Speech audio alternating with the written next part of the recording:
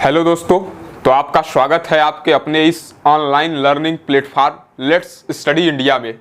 जैसा कि आप लोग तो अभी तक वेक्टर आइडेंटिटीज पे प्रॉब्लम्स करा दिए गए थे। इसमें ग्रेडियंट, डाइवर्जेंस, कर्ल से रिलेटेड जो भी आइडेंटिटी है, जो भी उनके बीच रिलेशन है, उस पर हमने प्रॉब्लम्स को डिस्कस किया था। और जो वेरियस टाइप्स ऑफ प्रॉब्लम जो पोजीशन वेक्टर्स को लेके बन सकते हैं, उस पर भी हमने बातें कर लिया था इसके पहले वाले लेक्चर में। तो जो बच्चे अभी तक वो लेक्चर न देखे हो, पहले उसे देखे, उसके तत्पश्चात ही इसे देखेंगे, तभी आप लोग को समझ में आने वाला है। तो आज का जो विषय हमारा रहने वाला है, जो चर्चा का आज मुख्य बिंदु रहने वाला है, वो है हमारा इंटीग्रल्स, वेक्टर इंटीग्रल्स पे बात करने वाले हैं आज हम लोग कि वेक्टरों का इंटीग्रेशन किस तरीके से किया जाता है और यह कितने प्रकार का होता है। तो आज का जो हमारा मुख्य बिंदु रहने वाला है, बेसिकली हम लोग आज चर्चा करेंगे लाइन इंटीग्रल की, जो कि आपके कोर्स में है। लाइन इंटीग्रल की बात करेंगे और उस पे एक बहुत ही अच्छा खूबसूरत सा प्रॉब्लम भी आज डिस्कस करने वाले हैं जाते जाते। तो आज हमारा पूरा जो टारगेट रहने वाला है वो पूरा वेक्टर इंटीग्रल्स को बताना है। उसके बाद आज का जो सबसे मुख्य इंपॉर्टेंट टॉपिक है वो है आपका लाइन इंटीग्रल। लाइन इंटीग्रल क्या होता है, लाइन इंटीग्रल किस तरीके से करते हैं, क्या उसमें चीजों की जरूरत पड़ती है, उन समस्त चीजों पे आज हम लोग बात करने वाले हैं। तो चलिए, इस लेक्चर को शुरू करने से पहले हम एक स्लोगन है आपके समक्ष वो बताते हैं कि कहा जाता है परिश्रम ही सौभाग्य की जननी है। परिश्रम ही सौभाग्य की जननी है, अर्थात जितना ज्यादा आप परिश्रम करेंगे उतना ही ईश्वर आपकी सहायता करने के लिए तैयार रहेंगे। ईश्वर भी उसी की सहायता करते हैं जो स्वयं की सहायता करता है। तो जितना ज्यादा आप मेहनत करेंगे, आपके लिए सौभाग्य, आपका भाग्य और ही उज्जवल होता जाएगा। आप लोग के पास अवसर के दरवाजे और भी खुलते जाएंगे। तो चलिए शुरू करते हैं अपने इस लेक्चर को। तो आज का जो हमारा टारगेट रहने वाला है वो है वेक्टर इंटीग्रल्स। वेक्टर इंटीग्रल का ये मेरा पहला लेक्चर है। इसके बाद हम लोग एक लेक्चर लेंगे जिसमें लाइन इंटीग्रल के अच्छे खासे सवाल और देखेंगे। तो आज के लेक्चर में हम लोग बात करने वाले हैं वेक्टर इंटीग्रल्स की, कि वेक्टर इंटीग्रल्स होता क्या है। ठीक है, तो आज का जो लेक्चर है हमारा वेक्टर इंटीग्रल। तो देखिए, जिस तरीके से हम लोग सामान्य इंटीग्रेशन करते थे फंक्शंस का, जो कि वेक्टर नहीं हुआ करते थे वहां पे, तो उनका साधारण तरीके से हम लोग दो तरीके का इंटीग्रल पढ़े थे, एक डेफिनिट और एक इनडेफिनिट। लेकिन यहाँ पे जो बात होती है वेक्टर इंटीग्रल्स में, यहाँ पे तीन चीजों में बात होती है। यहाँ पे इंटीग्रल जो है वेक्टरों का किया जाता है। यहाँ पे जो भी क्वांटिटी रहेगी वो वेक्टर रहेगी और वेक्टर्स का हम लोग इंटीग्रल करते हैं। और वेक्टर इंटीग्रल तीन तरीके का होता है। एक होता है आपका लाइन इंटीग्रल, एक होता है आपका सरफेस इंटीग्रल और एक होता है आपका वॉल्यूम इंटीग्रल। तो ये तीनों आपके सिलेबस में है। लाइन इंटीग्रल भी सिलेबस में है, सरफेस इंटीग्रल भी है और वॉल्यूम इंटीग्रल भी है। इन तीनों पे बात करने से पूर्व हम लोग आज बात करने वाले हैं लाइन इंटीग्रल की, कि लाइन इंटीग्रल क्या होता है और लाइन इंटीग्रल से हम समझते क्या है। तो इस लेक्चर में आज हम केवल लाइन इंटीग्रल पर बात करेंगे। इसके बाद वाले लेक्चर में सरफेस और वॉल्यूम की बातें करेंगे। तो देखिए, लाइन इंटीग्रल को पहले डिफाइन किस तरीके से करते हैं कि line integral of a vector point function. भैया ये vector point function F X Y Z, जो कि सीधे दिखला है कि वेक्टर पॉइंट फंक्शन है, continuous along the curve C from a point A to B is defined as. देखिए, यह आपका कोई कर्व सी है। एक कर्व हमने ऐसे ड्रा किया है रफली आपको समझाने के लिए। ये कर्व सी है जो कि आप सीधे देख रहे हैं, कंटिन्यूअस है। कंटिन्यूअस का मतलब कि कहीं से बीच में उस पे ब्रेक नहीं आया, जो लगातार चलते जा रहा है।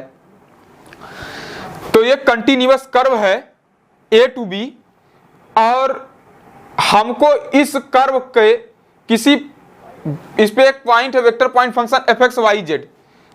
तो उसका जो लाइन इंटीग्रल है उसको इस तरीके से लिखते हैं, integral F dot D R along the curve C. यह हमारा कहलाता है आपका line integral. F dot D R क्या है, जो वेक्टर पॉइंट फंक्शन है। डी आर क्या है, आर को आप लोग जानते हैं कि एक पोजीशन वेक्टर होता है। पोजीशन वेक्टर को इस तरीके से दिया जाता है x I plus Y J plus Z के। अब इसका डी आर जब करेंगे, डी आर यहाँ पे क्या मतलब, इसका टोटल डिफरेंशिएशन की जब बात करते हैं तो जाता है D X I plus D Y J plus D Z के। ये होता कैसे है, जब इसका टोटल करते हैं तो डेबा बाई डेबा X of X D X I हो जाता है, प्लस डेबा बाई डेबा Y of Y D Y J हो जाता है, और प्लस डेबा बाई डेबा जेड ऑफ, प्लस डेबा बाई डेबा Z of Z D Z J के हो जाता है। तो यहां से ये चीजें क्या होगी, वन हो जाएगी, ये भी वन हो जाएगा, ये भी वन हो जाएगा। तो बचेगा क्या, D X I plus D Y J plus D Z के। तो यहां से वैल्यू आती है किसकी, आपके यह वैल्यू आ जाती है आपके डी आर वेक्टर की, मतलब उसमें चेंज की बात करते हैं हम लोग यहाँ पे बेसिकली। ठीक है, अब देखिए तो हम इसको जरा सा समझाते हैं आपको कि लाइन इंटीग्रल जो होता है वह किसी वेक्टर पॉइंट फंक्शन का होता है, या किसी वेक्टर पॉइंट फंक्शन का होता है लाइन इंटीग्रल। और जिस लाइन इंटीग्रल को हम लोग देखते हैं उसके लिए हमको जरूरत पड़ती है कर्व की, एक कर्व की जरूरत पड़ती है। और कर्व की प्रवृत्ति क्या होती है, कंटिन्यूअस होने की। कर्व हमारा जो होना चाहिए वो कंटिन्यूअस होना चाहिए, और जहां से जहां तक हमको इंटीग्रल निकालना है वो पॉइंट उस पे दिए रहने चाहिए। जैसे यहाँ पे कहाँ निकालना है, कहाँ से कहाँ तक, ए से बी तक। तो इस तरीके से आपका एक कर्व है जो कि क्या है, कंटिन्यूअस है। इस पॉइंट ए टू बी पे हमको लाइन इंटीग्रल की वैल्यू दिखानी है, तो उसको डिफाइन हम लोग इस तरीके से करते हैं लाइन इंटीग्रल को कि F dot D R along the curve C, ये हमारा जो डिनोट करता है यही आपका कहलाता है लाइन इंटीग्रल। बेसिकली ये डिफिनीशन पूछी नहीं जाती है, लेकिन मैं समझा दे रहा हूँ। जो भी चीज पढ़िए तो आखिर में ये चीज क्यों पढ़ते हैं, इसका यूज क्या है, इन समस्त चीजों पे हम लोग बातें करते हुए चलेंगे। जहां पे आर को आप लोग पढ़े हुए आ रहे हैं बचपन से, क्लास 12 से, कि आर एक पोजीशन वेक्टर को दिखाने का तरीका होता है। यह एक पोजीशन वेक्टर होता है x I plus Y J plus Z के, और डी आर का आता है D X I plus D Y J plus D Z के। अब एक चीज बात करते हैं, अब हम लोग को बात यह आनी चाहिए कि सर कर्व तो हमने लिया सी, कर्व जो लिया है वो सी लिया, तो कर्व क्या होगा, कंटिन्यूअस तो है मान लीजिए, ठीक है। तो कर्व क्या क्लोज्ड होगा कि ओपन होगा। तो देखिए पहली बात एक चीज अपने दिमाग में हमेशा बैठा लीजिए, कर्व कुछ भी हो सकता है। उसका मन करेगा कर्व के रूप में इलिप्स दे देगा, उसका मन करेगा कर्व के रूप में सर्कल दे देगा, उसका मन करेगा तो स्ट्रेट लाइनें देगा, उसका मन करेगा तो पैराबोला दे दे, और मन करे तो हाइपरबोला दे दे, कुछ भी दे सकता है। तो कर्व आपका एज वेल एज क्लोज्ड भी हो सकता है, उसके साथ साथ ओपन भी हो सकता है। जरूरी नहीं कि कर्व आपका एक समय में एक ही कर्व वहां पे देना है, इनको एक से अधिक भी दे सकते हैं, लेकिन कर्व वो हो सकता है आपका ओपन भी हो क्वेश्चन में, हो सकता है वो आपका क्लोज्ड भी हो। तो कर्व पे कोई ऐसा रिस्ट्रिक्शन नहीं है कि ओपन ही लेना है या क्लोज्ड लेना है। तो कर्व कुछ भी हो सकता है, लेकिन कर्व जो भी रहेगा वो हमारा क्या रहेगा, कंटिन्यूअस रहेगा, और एक किसी वेक्टर पॉइंट फंक्शन पे एप्लीकेबल होगा। उस वेक्टर पॉइंट फंक्शन पे ही उस लाइन इंटीग्रल की वैल्यू हम लोग निकालेंगे किसी fixed point A to B पे। तो ये रहा हमारा थोड़ा सा एक ओवरव्यू। अब थोड़ा सा आगे चलते हैं, कुछ बातें करते हैं इसके संबंध में। तो ये तो हमने एक डिफिनीशन दिया, लेकिन इसी दूसरे शब्दों में इसको आसान लैंग्वेज में इसको और क्या कहा जा सकता है, थोड़ा समझिए कि इन अदर वर्ड्स क्या कह सकते हैं कि एनी इंटीग्रल, अगर मान लीजिए आपको डिफिनीशन वो वाला नहीं समझ में आया तो एक दूसरे शब्दों में भी इसको हम लोग इजिली वे में समझ सकते हैं कि क्या होता है लाइन इंटीग्रल। तो क्या है कि any integral which is evaluated along a curve is called line integral. अगर किसी इंटीग्रल को इवैल्यूएट किया जाए किसके अलोंग, किसी कर्व के अलोंग, तो वो कहा जाता है लाइन इंटीग्रल। यहाँ पे एक चीज और लिखना चाहिए था, evaluated along a continuous curve. यहाँ पे कंटिन्यूअस कर्व करिए थोड़ा सा, तो ज्यादा चीज रहेगी, क्लियरिटी आएगी कि अगर कोई इंटीग्रल है जिसको इवैल्यूएट किया जाए, अर्थात उसको उसके मान को निकाला जाए किसके अलोंग, किसी कंटिन्यूअस कर्व सी, यहां पे लिख दो सी के अलोंग, तो वो कहलाता है आपका लाइन इंटीग्रल। ठीक है, बहुत इजी वे में वही चीजें यहाँ पे लिख दी गई है। वहां पे पूरा बताया गया था कि एक कर्व ए सी था, उसका पॉइंट ए टू बी था, वहां पे हमने लाइन इंटीग्रल देखा along curve C F dot D R. तो वही चीज यहाँ पे है कि कोई भी इंटीग्रल जिसको इवैल्यूएट किया जाए किसी कंटिन्यूअस कर्व सी के अलोंग, वह लाइन इंटीग्रल कहलाया।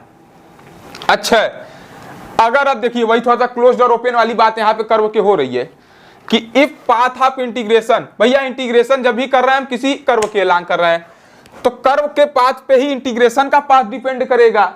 तो क्या कर रहा है कि path of integration is closed, अर्थात कर्व अब क्या हो रहा है, अगर क्लोज्ड हो रहा है तो इसका मतलब कि इंटीग्रेशन का पाथ क्लोज्ड है। तब लाइन इंटीग्रल को हम लोग इस तरीके से डिनोट करते हैं, ये होता है क्लोज्ड लाइन इंटीग्रल। यहाँ पे लिख दो एलोंग कर्व सी, मान लो ये सी जो कर्व हम लोग ले रहे हैं यहाँ पे क्लोज्ड कर देना है उसको।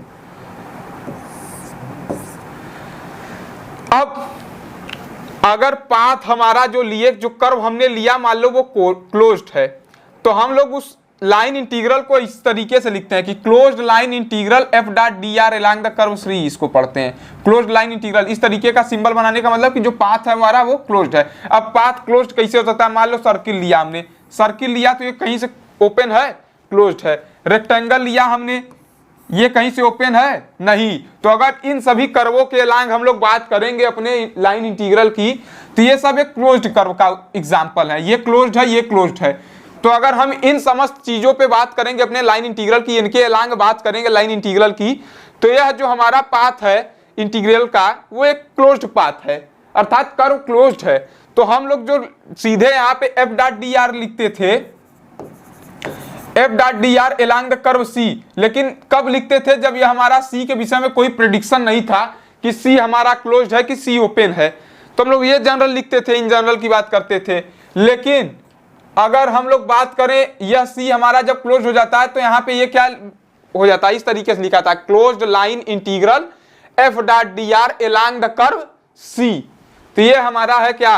Closed line integral F dot D R along the curve C, और इसको इस तरीके से डिनोट करते हैं। और इसका बहुत बढ़िया एग्जाम्पल आपको फिजिक्स में भी देखने को मिल जाता है। फिजिक्स में आपने पढ़ा है, मूविंग चार्जेज एंड मैग्नेटिज्म नाम के चैप्टर में पढ़ा होगा, एम्पियर्स सर्किटल लॉ, एम्पियर्स का सर्किटल लॉ, जिसको हिंदी में वाले बच्चे कहते होंगे एम्पियर का परिपथीय नियम। तो एम्पियर्स के सर्किटल लॉ में होता क्या है कि वहां पे जो इंटीग्रल लेते थे वो होता था closed line integral B dot D L, B dot D L equal to mu not times I की बात करते थे।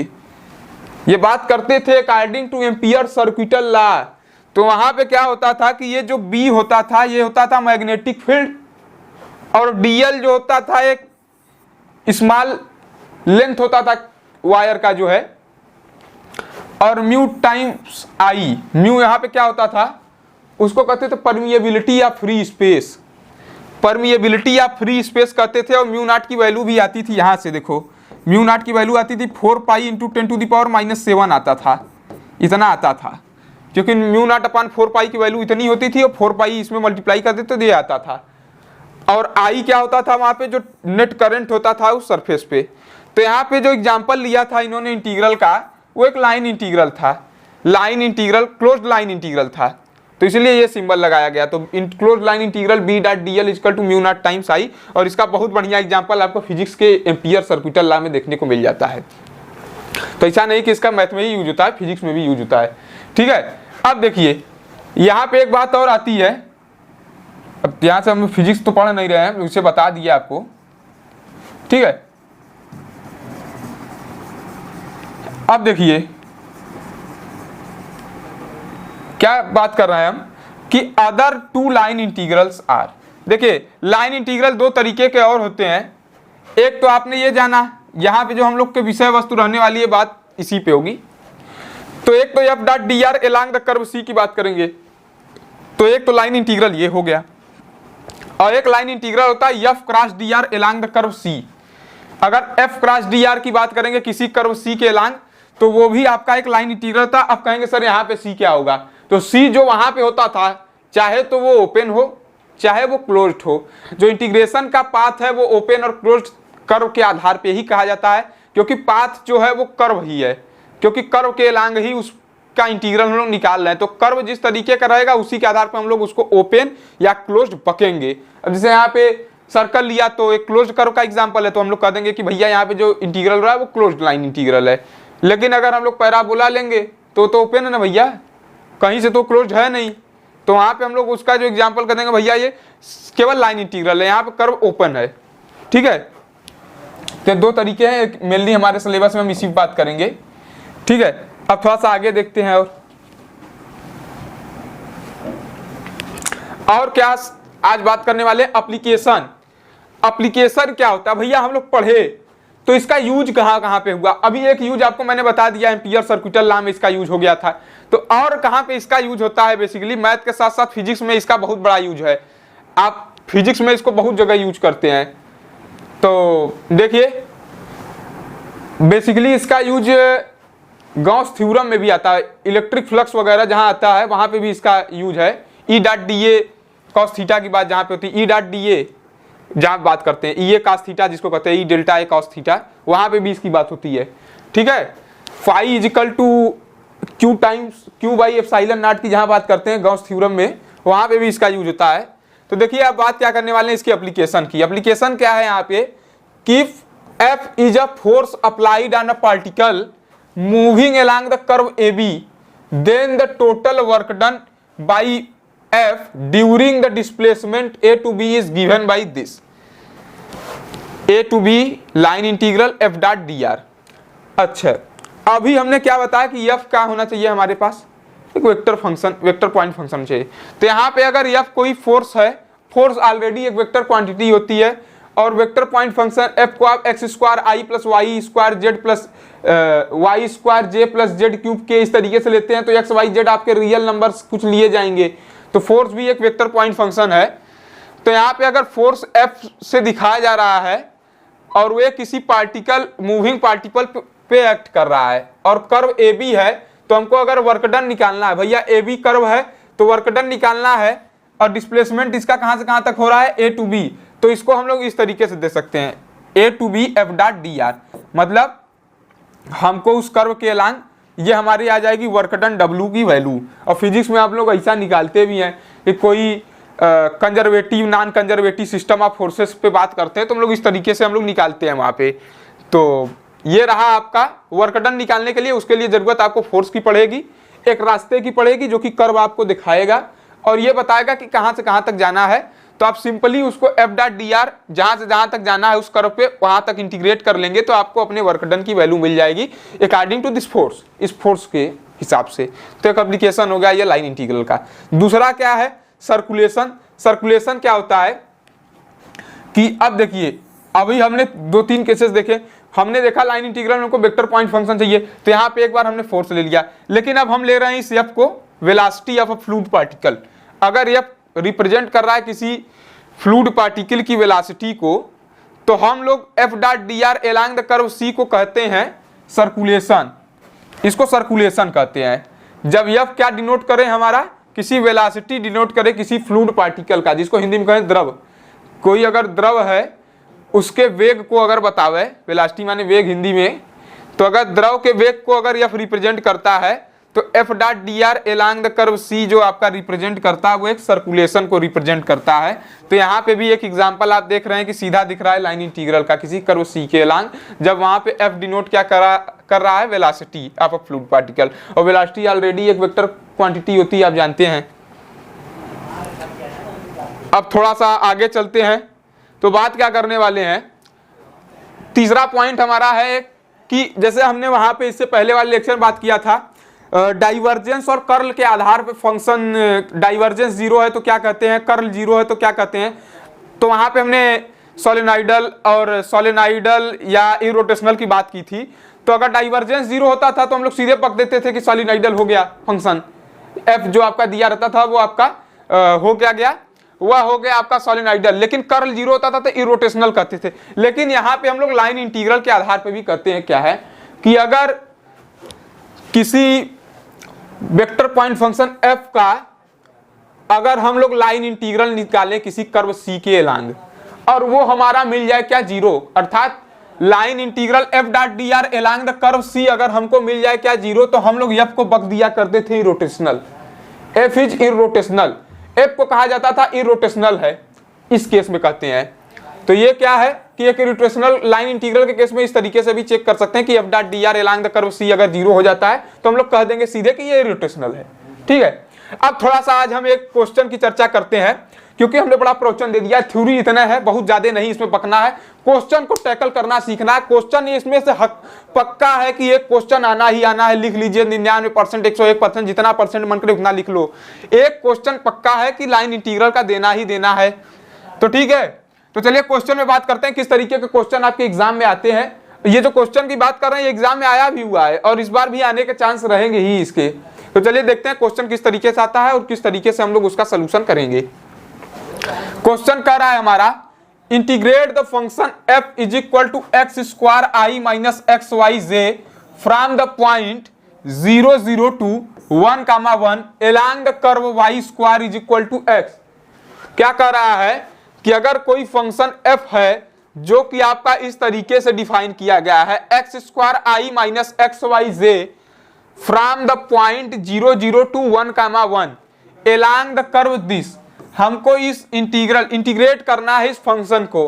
तो आपको सीधे समझ में आना चाहिए कि जब इस तरीके से दिया है, अगर लाइन इंटीग्रल नहीं बोला, कभी कभी क्वेश्चन में सीधे बोलता है कि एफ डॉट डी आर निकालिए दिए हुए कर्व सी के एलॉन्ग, तो आप लोग सीधे समझ आते हैं लाइन इंटीग्रल की बात हो रही है। लेकिन यहाँ पे नहीं कहा है, लेकिन ये समस्त चीजें दी हुई है, तो आपको समझ में आ जाना चाहिए इजीली कि इन सभी चीजों का यूज करके हमको लाइन इंटीग्रल की ही बात करनी है, अर्थात इस चीज की ही बात करनी है। तो पहले आपको एफ दिया है, तो जो जो चीज दी हुई है पहले उस पर बात करते हैं। और एक बहुत बड़ा चीज ये है कि जो हम लोग लाइन इंटीग्रल में बात करते हैं, यहाँ पे दो वेरिएबल आ रहे हैं, अधिकतर देख रहे हैं एक्स और वाई दो वेरिएबल आ रहे हैं। तो हम लोग प्रॉब्लम जो सॉल्व करते हैं उस दो वेरिएबल को रिड्यूस करते हैं किसी सिंगल वेरिएबल में, इसीलिए आपको कर्व दिया जाता है। और वो कर्व बकता क्या है, वो कर्व कहना क्या चाहता है, वो कर्व आपको एक इंटर रिलेशन बनाना चाह रहा है उन दोनों वेरिएबल के बीच में। तो कर्व इसीलिए दिया जाता है, जैसे यहाँ पे कर्व वाई और एक्स के बीच में एक संबंध स्थापित करने का कार्य कर रहा है। तो इस संबंध स्थापित होने से फायदा ये होता है कि जहां टर्म वाई का वहां एक्स भी रख सकते हैं इस कर्व के हिसाब से। तो जो आपका डबल वेरिएबल में था वो अब सिंगल वेरिएबल में रिड्यूस हो गया और प्रॉब्लम इजीली आप लोग कर ले गए और 2-4-10 नंबर पा भी गए। ठीक है, तो चलिए बात करते हैं क्वेश्चन पे। तो गिवन दैट क्या है भैया, पहले इसने दिया क्या क्या है, पहले वो समस्त चीजें हम लोग समझते हैं। तो दिया पहले अपने को दर्शन एफ का हो गया, तो लिखो सीधे एफ दिया है। पहला तो एफ का दर्शन इसने कराया, x square I minus X Y जे। ठीक है, और देखिए पॉइंट कहां से कहां तक है भैया। अगर कहीं भी आपको जाना है, शादी विवाह कहीं भी जाना है या किसी के यहां जाना है, उसके घर का रास्ता न मालूम हो तो आप जा पाएंगे? और कितनी देर में पहुंचना ये भी तो नहीं पता होगा ना भाई। जब रास्ता नहीं पता तो हम कैसे बताएंगे 25 किलोमीटर है तो 10 मिनट लगेगा, 20 मिनट लगेगा, क्या लगेगा। तो वो यही काम करता है कर्व, रास्ता बताने का, और ये बताता है कि रास्ते पे कितनी दूर जाने पे मुझे घर मिलेगा, वो बताता है ये लिमिट। ठीक है, तो यहाँ पे देखिए एफ की वैल्यू ये आ गई। अच्छा, अब आर तो आप लोग जानते ही हैं भैया, जितने अब एफ कहां तक वेरी कर रहा है भाई, आई जे तक। तो आर जो है आप जेड नहीं लेंगे, वो भी आई जे तक ही लेंगे। तो सीधी बात, के नहीं लेंगे, आई जे तक ही लेंगे। तो आर इसके हिसाब से क्या होगा, 2D में बात करेंगे तो x I plus Y J. तो डी आर भी आपका उसी के लांग आ जाएगा। तो डी आर क्या आ जाएगा, D X I plus D Y जे आ जाएगा। बहुत बढ़िया। अब देखिए क्या करेंगे, थोड़ा सा राइटिंग वाइटिंग से कंप्रोमाइज कर लेना यार। ठीक है, डी वाई जे। अब देखिए पहला काम कि हमको जरूरत क्या पड़ने वाली है, एफ डॉट डी आर की। तो हम लोग सीधे यहाँ पे भिड़ा देते हैं एफ डॉट डी आर। तो एफ डॉट डी आर क्या हो जाएगा, एफ एक वेक्टर है तो यहाँ पे वेक्टर लगा दो यार, तो ज्यादा बढ़िया रहेगा। एफ डॉट डी आर क्या हो जाएगा, X square I minus X Y J dot D X I plus D Y J. तो क्या हो जाएगा यहां से, अब डी एक्स का इसमें एक्स स्क्वायर में करेंगे प्रोडक्ट, तो क्या हो जाएगा, आई डॉट आई 1 हो जाएगा, जे डॉट जे 1 हो जाएगा। तो ये क्या हो जाएगा, X square D X minus X Y D Y. यह आ गई हमारी एफ डॉट डी आर की वैल्यू। अब हम लोग बात करते हैं अपने कर्व पे जरा। अब कर्व सी को लेके हम लोग चर्चा करने वाले हैं। तो now along the curve C, now along the curve C. अब ये हमारा कर्व क्या है इस बार, यह कर्व सी हमारा है आपका Y square equal to X, जो कि एक पैराबोला का इक्वेशन होता है। पैराबोला ये symmetric about the positive direction of x axis. तो पैराबोला का इक्वेशन है, ये एक सीधे दिख रहा है। इसका जब कर्व आप खींचेंगे तो इस तरीके से बनेगा, इस तरीके से बनेगा। तो ये एक ओपन कर्व का एग्जांपल हो गया। ठीक है, तो यहाँ पे कर्व हमारा जो दिया है वो Y square equal to X दिया है। तो इसको देने का एक मतलब क्या होता है कि ये संबंध स्थापित कर रहा है वाई और एक्स में, जो दो वेरिएबल है उसको किसी सिंगल वेरिएबल में बनाना चाह रहा है। तो हम लोग अब करेंगे क्या, लाइन इंटीग्रल का सबसे बड़ा फायदा ये होता है कि इसमें कर्व जो दिया जाता है उससे सिंगल वेरिएबल में आप रिड्यूस करके प्रॉब्लम को इजीली सॉल्व कर लेते हैं। क्योंकि यहाँ पे जो चेंज है, एक्स पहले 0 था फिर बाद में 1 हुआ, y पहले 0 था बाद में 1 हुआ, तो चेंज तो दोनों कर रहा है। तो चाहे तो आप प्रॉब्लम को x को y में बना के लगाइए, चाहे y को x में, लग तो दोनों में ही जाने वाला है। लेकिन ऐसा नहीं है कि दोनों में मिला के लगा देंगे, किसी एक वेरिएबल में रिड्यूस करना ही पड़ेगा, इसीलिए कर्व दिया हुआ है। तो जहां हमारा y और x दोनों का टर्म आएगा उसमें हम लोग क्या करेंगे, चाहे तो y को x के टर्म में ले जाएं, चाहे x को y के टर्म में ले जाएं, किसी एक में ही बना के लगाएंगे क्वेश्चन, दोनों में नहीं लाएंगे। तो यहाँ पे y स्क्वायर अगर ये आया तो dy भी आना चाहिए, तो 2y dy बराबर क्या हो जाएगा यहाँ से dx। तो यहाँ से हम लोग सिंगल वेरिएबल बनाना चाह रहे हैं तो dx अपान में 2y लिखेंगे, और देखिए ये क्या हो जाएगा dx अपान में 2y फिर आ गया, तो y की वैल्यू यहाँ से निकालेंगे तो अंडर रूट x आ जाएगा, तो 2 रूट में x आ जाएगा। यह आ गई वैल्यू आपके इसकी। अब थोड़ा चलते हैं, अब देखिए, अब हमको निकालना है integral, line integral f dot D R along the curve C। तो f डॉट डी आर की वैल्यू क्या आई है, ये आई है भैया X square D X minus X Y D Y along the curve C। अब हम क्या करेंगे कि यहाँ पे जो दो वेरिएबल आ रहा है उसको रिड्यूस करेंगे सिंगल में, तो वो कर्व का इस्तेमाल हम करेंगे यहाँ पे। तो क्या हो जाएगा X square D X minus x, जहां y का दर्शन हो रहा है वहां पे क्या रख देंगे, रूट एक्स हो जाएगा, तो x रूट एक्स माने x टू द पावर 3/2, और जहां dy का दर्शन हो रहा है वहां पे क्या हो जाएगा, यहाँ पे रूट एक्स को ऐसे ही रहने दो क्योंकि कैंसिलेशन वगैरह होगा यहाँ पे। तो x रूट एक्स और dy की जगह पे क्या दिख रहा है, dx अपान में 2 रूट एक्स। अब देखिए, अब एक चीज और भी बताई थी उसने कि 0 0 से लेके 1 1 में जा रहा है, और एक चीज पता है चेंज। तो यहाँ पे चेंज किसके, dx लगने का मतलब x में कहां से कहां तक का वेरिएशन हो रहा है, x कहां से कहां तक शिफ्ट कर रहा है। तो x पहले था 0 पे, बाद में शिफ्ट हो गया 1 पे, तो लिमिट हम लोग जब भी रखेंगे वो 0 से 1 रखेंगे, क्योंकि चेंज dx लगने का मतलब x में चेंज की बात कर रहे हैं। तो यहाँ से देखिए रूट एक्स से रूट एक्स कैंसिल हो जाएगा, तो इसको आप अलग अलग इंटीग्रेट कर सकते हैं, 0 to 1 x square D X minus 1/2 integral 0 to 1 x D x. तो आप इसको इजीली सॉल्व करेंगे। अब इसको सीधा मैं बता दे रहा हूँ, आपको सॉल्व करने पे जो रिजल्ट आने वाला वो 1/12 आता है। आप लोग खुद सॉल्व करके देखिएगा, क्योंकि मैं सॉल्व किया था, मैं सॉल्व जब इसको किया था तो मेरा ये आया था। आप लोग इसको सिंपल यार इंटीग्रेशन है, इसको सॉल्व करके लिमिट रखना है, उसमें कोई बहुत बड़ा पुरुषार्थ नहीं करना है, आपको बहुत बड़ा पत्थर नहीं तोड़ना है, बहुत बड़ा पहाड़ तोड़ना है। तो आप लोग इस तरीके से क्वेश्चंस को टैकल कर सकते हैं। तो आज के लेक्चर में फिलहाल इतना ही, आज एक बेसिक ओवरव्यू मैंने दिया। इसके बाद का एक लेक्चर लेंगे जिसमें केवल हम लोग बात करेंगे प्रॉब्लम्स की। बेसिकली उसमें 3-4 प्रॉब्लम हम लोग डिस्कस करेंगे जो कि आपके एग्जाम में आए हुए हैं और जिसके आने के चांसेस रहते हैं। अगर आप करने का तरीका सीख जाते हैं तो आप कोई भी प्रॉब्लम रहे, चाहे जहां से पूछा जाए, आप लोग इजीली बना लेंगे, तो कोई दिक्कत की बात नहीं है। तो जो बच्चे इससे पहले का लेक्चर न देखे वो वेक्टर आइडेंटिटीज का, उनके क्वेश्चंस का पहले उसे देखें, उसके तत्पश्चात ही से देखें, तब और अच्छे तरीके से समझ में आने वाला है।